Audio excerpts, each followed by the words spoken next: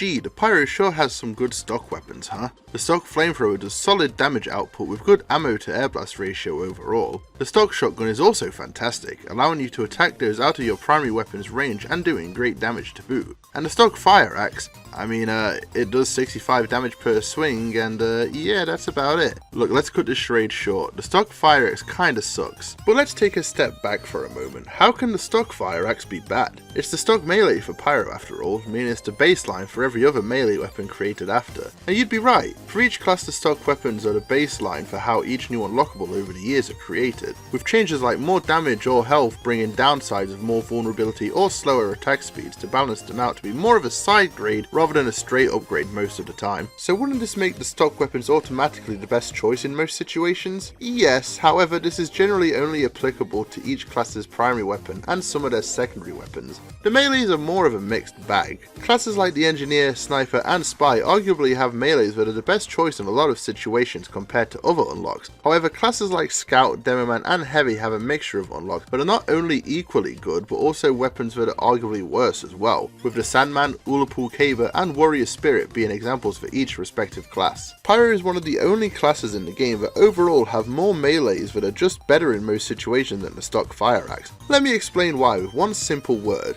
utility. Just like how the detonator is technically a utility side grade to the original flare gun, allowing pyros to flare jump at the cost of lower damage on burning players with mini crits instead of full crits, most of the melees just give better stats overall. Let's look at every melee unlock for pyro, starting with the extinguisher. Mini crits on burning enemies increase damage based on afterburn duration and speed boost when killing a burning enemy for the cost of no random crits, less damage normally and a slower holster time. Seems pretty good, right? Well, that's because it is. But compared to stock and considering how the pyro functions, it comes up as a better weapon overall. Melees are situational to begin with, being used for close range combat. Well, no shit, right? Being a pyro though, you'll be already up close and dealing damage, most likely with a fire-based weapon. If you decide you're close enough, you're going to be dealing big damage to your enemy even with the damage penalty. And the holster penalty doesn't really affect much anyway, especially with the degreaser. But that's just one weapon that's straight up better. Surely there's not too many more, right? Well, let's look at the Home Wrecker. The Home Wrecker works best in a Pyro playstyle, removing sappers in one hit and dealing double damage against enemy buildings, with the one downside of dealing less damage to enemy players. So not only does it help engineers, it does great when Ubering into an engineer nest. And again, you're a pyro, your melee is always a last resort, so that less damage on players isn't a huge deal, making the Home Wrecker once again a better choice than stock in my opinion. Keep this last resort point in mind because this will be the case for pretty much all of these examples. The Power Jack, for example, allows for 25 health on kill and faster movement when active, for the downside of being more vulnerable to all damage. With this in mind, the Power Jack works best when running towards the front line and retreating at the right time. The vulnerabilities risk is also reduced immediately since it's only active when the weapon is out, making this a null threat when you use it properly. So again, easily a better choice than stock.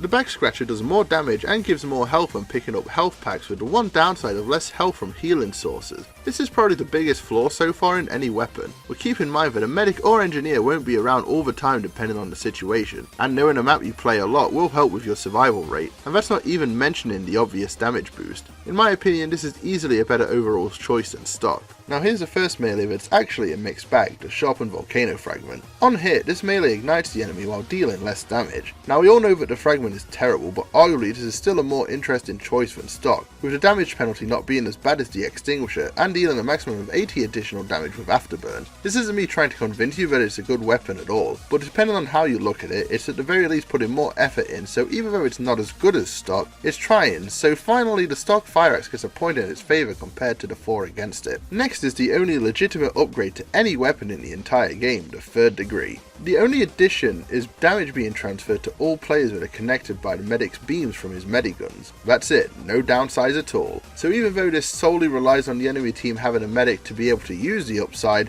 it's at the very least equal to stock. Having this one addition though makes it the better choice overall, because on the off chance an enemy decides to play medic, you suddenly have the upper hand, so boom, 5 points to 1 against stock. The Neon Annihilator also removes sappers but in 2 hits and does critical damage against wet players, with the downside of less damage on players and no random crits. This is arguably a slightly more aggressive Home Wrecker against players with the additional crits on wet players, so once again, the Neon Annihilator offers a unique way to attack enemies and can coincide with friendlies to help you, doing so in any situation that doesn't have water, with items items like Mad Milk and Girardi, so it's up to you on whether you count this as a better choice or not. Personally, I'm counting it, putting the number up to 6 against 1. Finally, the Hot Hand. This deals 2 hits instead of 1 and gives a speed boost on hit with a downside of less damage. I won't lie, this is easily worse than stock. Not only do you deal less damage regardless, you have to make sure both attacks hit, otherwise you're dealing less than 30 damage with just a single hit. Sure, the speed boost is a bonus, but it's only active for a split second, pretty much nullifying any positive it has. So Fire Axe, you get yet another point, making the final score 6-2. Even if you want to argue the Neon Annihilator is worse, that's still 5-3. But sticking with my numbers, that's a lot of choices that you're better off with than if you stuck with stock. And like I mentioned earlier, this comes down to a couple of reasons, the first being utility.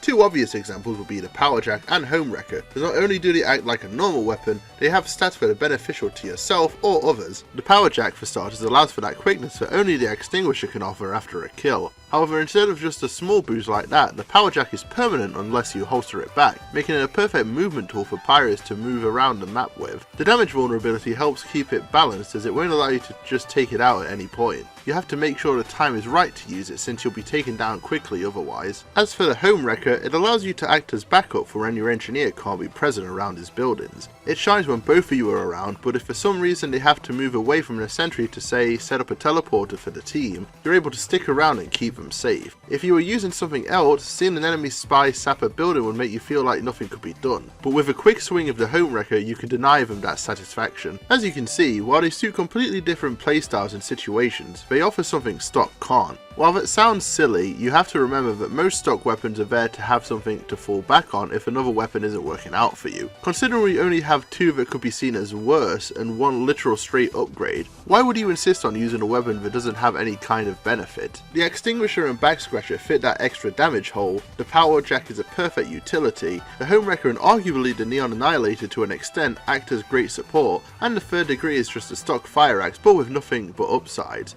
And the downsides to all of them aren't super detrimental either, meaning that stock doesn't have any kind of argument to say, well at least I don't do this or that. Less damage isn't bad enough when your whole gimmick is dealing more damage on burning enemies, a gimmick which the Pyro is known for. The Home Wrecker is literally for buildings, it doesn't matter all that much against other enemies. The Power Jack, it's only active when you have it out, and that's only typically when you're not close enough to enemies for it to be a detriment. The Back Scratcher promotes map knowledge and rewards that with more damage, meaning if you know what you're doing you don't have to rely on medics and engineers that often. And even then, crossbow bolts will heal you normally even with it equipped, so you can bypass the downside fairly easily. I don't even need to mention the Third Degree again, and the Neon Annihilator is arguable either way. At the end of the day, the main problem is that the stock Fire Axe is stomped all over by the vast number of melees that offer better uses in terms of power, utility and support without a major downside for players to consider using the Fire Axe instead. As the 2 worst ones aren't even that bad in all honesty since they're seen as meme weapons to begin with, and the Fire Axe pales in comparison even more when you consider it's the only stock weapon that has a straight upgrade. That's not even to mention the synergy other melees have with the rest of Pyro's arsenal. Now this isn't to say that the stock Fire Axe is bad by any means, well I mean I'm kind of saying that, but still, there's a lot of melees that are overall better choices that make them a more tempting choice than using stock. Though in my opinion, the stock Fire Axe is honestly fun to use. I know I basically just shit all over it, but seriously it's an easy to pick up melee weapon that you know will do consistent damage every time without having to worry about said downsides on other weapons. As mentioned before, a lot of the better choices will have that damage penalty active all the time, even if weapons such as the Extinguisher will do more on burning enemies. That being said, it's not guaranteed that you'll be attacking a burning enemy every time, and depending on the situation, you'll likely not get the chance to set them alight. The Fire Axe, however, you can just whip it out and boom, damage without worrying about anything else. That's honestly one of the beauties about the stock Fire Axe, in that you know how it will function regardless of what other weapons you use. In fact, that's what makes any stock weapon reliable. And really, it's one of the most customizable weapons in the game that doesn't include warpanes. Stuff like the Frying Pan, Conscientious Objector, Hamshank and Lollychop are just a few of the many reskins for Pyro's stock melee. The issues with Pyro's stock melee is that they have so many good melee unlocks that it's hard to justify using the stock Fire Axe in most situations other than if you really like it or if you want to just mess around. But that by no means makes it a bad weapon, even if it's ranked third from the bottom in my eyes. Pyro is truly lucky when it comes to choosing weapons in most slots since they have great primary and secondary variety, and especially with the melee category category compared to the other 8 classes. By all means, keep using the stock fire axe, don't let my ramblings deter you from using a fairly good melee. Just keep in mind that there are plenty of better choices in the long run for every situation. But I've seen a lot of people say they really enjoy using the stock fire axe, so let me know your thoughts on it down below. Perhaps I'm missing something that I haven't talked about here.